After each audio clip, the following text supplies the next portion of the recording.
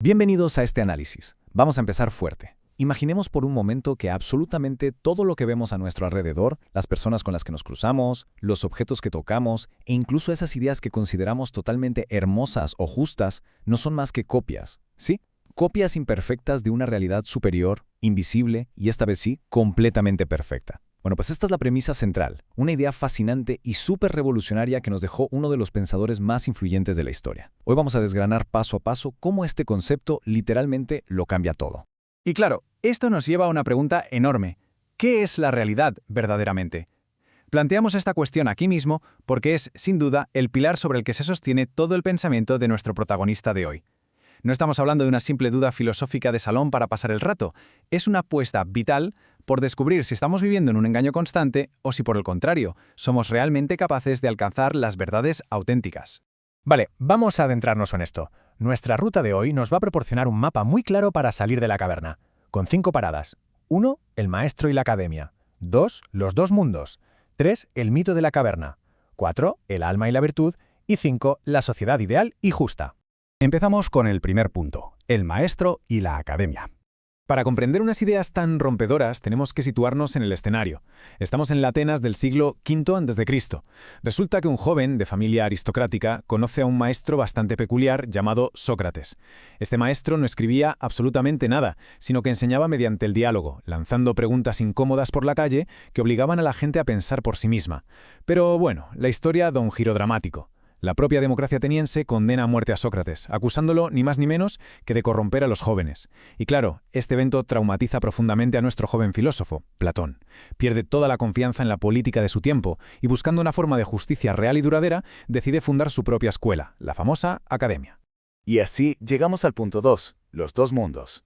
Y esto ilustra de maravilla la división metafísica que ideó Platón tras aquella enorme desilusión política. Para dar sentido a la realidad, decidió partirla en dos niveles completamente opuestos. Por un lado tenemos el mundo sensible, que es básicamente todo lo que podemos tocar, ver y experimentar. Es un mundo defectuoso, que cambia constantemente y que, ojo, nos engaña. Pero por el otro lado, se alza el mundo de las ideas. Un reino invisible, sí, pero paradójicamente muchísimo más real, porque resulta que allí habitan las esencias perfectas, inmutables y eternas, como pueden ser la belleza pura o la justicia absoluta.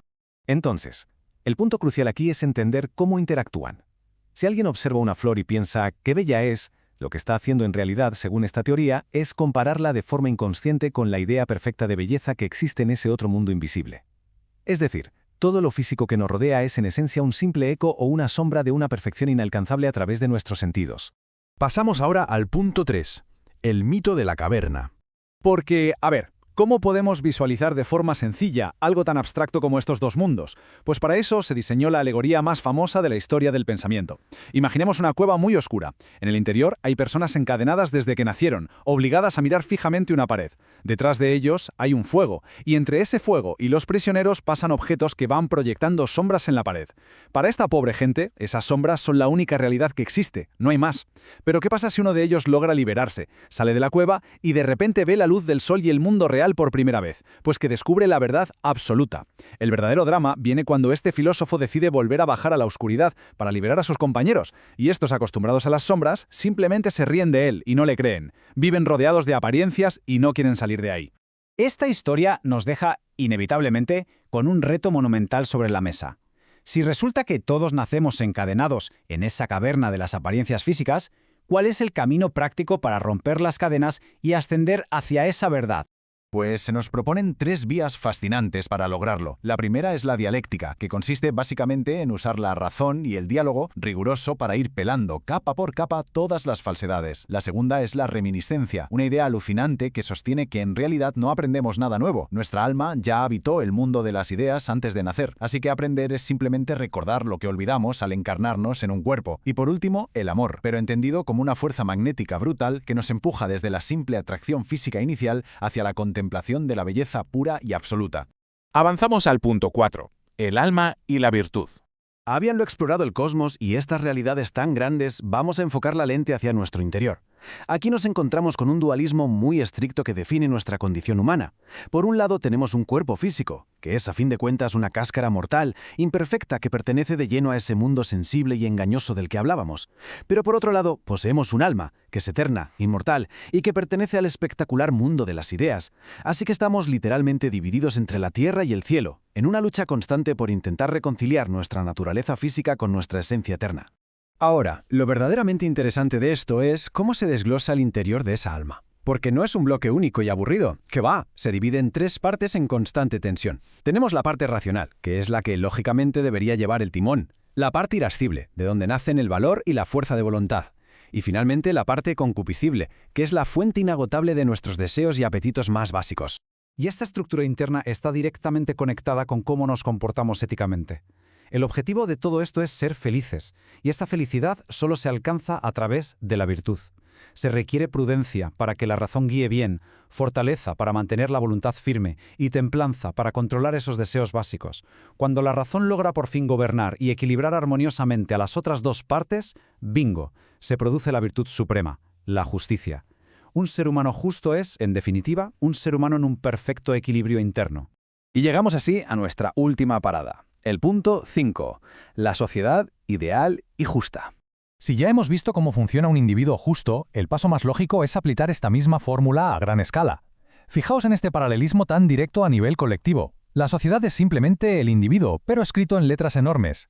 Quienes están dominados por la parte concupiscible del alma forman la clase de los productores, los que sostienen la economía. Quienes se guían por la parte irascible son los guerreros encargados de la defensa, y aquellos en los que reina la parte racional, lógicamente son los que deben asumir el papel de gobernantes. Y esta es la conclusión brillante que resuelve aquel trauma inicial de Platón con la política corrupta de su época. Para que una sociedad funcione y sea realmente justa, quienes la gobiernen deben ser única y exclusivamente aquellos que han logrado salir de la caverna. Es el famoso concepto del rey filósofo. Nos dice que solo alguien que ha contemplado la idea del bien absoluto está realmente capacitado para dirigir a los demás de forma equitativa, dejando a un lado cualquier tipo de interés personal. Pero vamos a ver cómo se desarrolla esto, porque se nos advierte que este equilibrio es extremadamente frágil. De una aristocracia ideal, que sería el gobierno de los mejores, la sociedad puede ir degenerando, baja a una timocracia, luego cae en una oligarquía, y atención a este paso, deriva en una democracia, que si carece de control y se deja llevar por los excesos, conduce directamente al desorden y termina irremediablemente en la más absoluta tiranía. Es una advertencia súper contundente sobre los ciclos de poder. Al final del día, toda esta inmensa arquitectura intelectual, los 2 mundos, el alma dividida en 3, el impactante mito de la caverna, nunca fue un simple ejercicio teórico de un filósofo aburrido. El objetivo subyacente de Platón siempre fue tremendamente práctico, proporcionar herramientas reales para el cambio positivo, orientando a la humanidad hacia la justicia verdadera. Lo que nos lleva al cierre de nuestro análisis. Han pasado más de 2000 años desde que se plantearon estas ideas, y sin embargo, merece muchísimo la pena hacernos esta pregunta. Hoy en día, con todas las pantallas, redes sociales y estímulos constantes que nos bombardean, ¿seguimos atrapados en ese mundo sensible? ¿Acaso seguimos encadenados en el fondo de la caverna, creyendo que las simples apariencias son la verdad absoluta? Es una reflexión potente para llevarse a casa. Muchísimas gracias por acompañarnos en esta fascinante exploración hacia las ideas perfectas.